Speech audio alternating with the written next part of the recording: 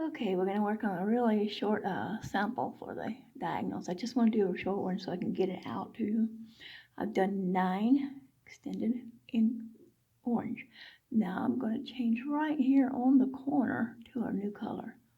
So go in, pull, and this is the tail. We're working with the tail. And the reason we do that is when we pull it right there, and then we pull in our new color, our new yarn, the rest of it, it has locked that color in place. It's not going to go nowhere. So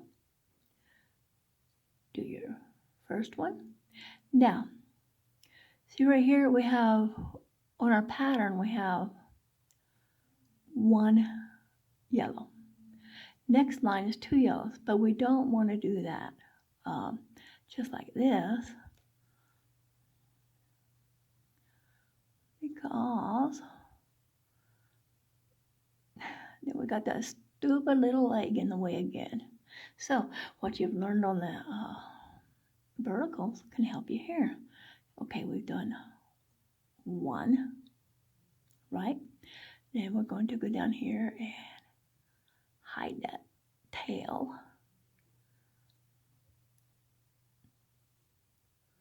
Now you have 2.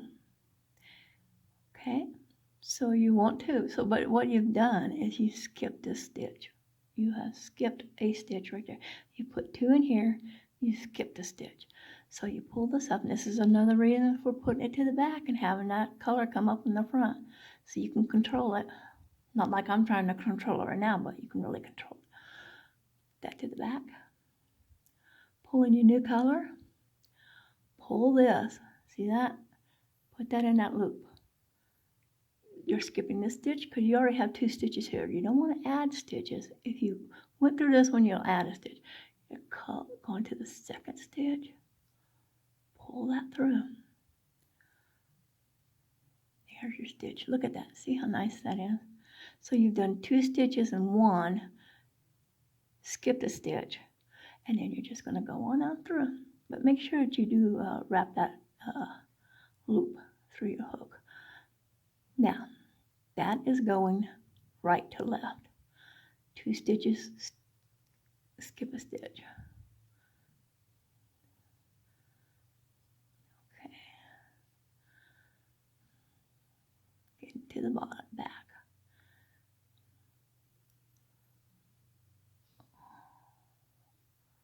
Pull it up. There's your 1 turn. Turn, go back.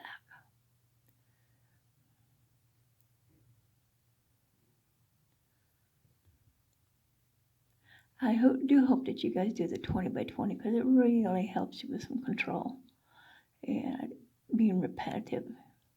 Just practice, practice, practice. Okay. Now, you saw the slant. See that slant we need there? We need to keep on with that slant, but you don't do it with orange. You do it with your yellow. Bring that up. Skip that stitch. Pull it under there. You see that? Skip that stitch because you're going to put 2 stitches in the next one.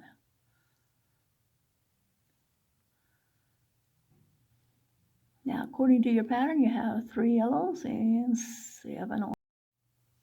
Okay, so do that. Just remember, when you're going right to left, you're going to put your 2 here on your right side. Cover that little puzzle. Put your 2 on the right side. Pull up your color. Put that to the back because you're going to need it when you come back through. Pull it through. Pull through your yarn, that loop. Skip that stitch because you've already got 2 stitches here. And go to the next stitch. See that? When you're going to the right, always put your 2 stitches on your right side, on your last color, and then start your new color, okay?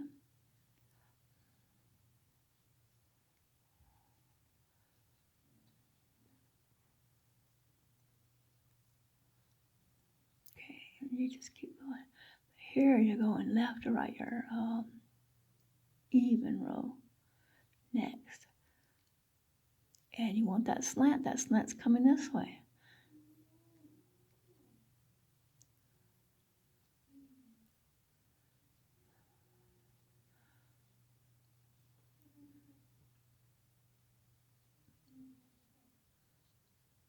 There you go. You want to bring your color in. You're going to slip this stitch. You're going to skip that slit. Skip that stitch because you want 2 over here. Pull that up through your loop. Go under it and put your 2 stitches here.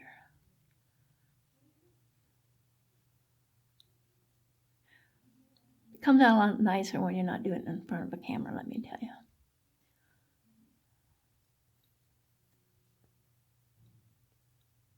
Oh my word. There you go.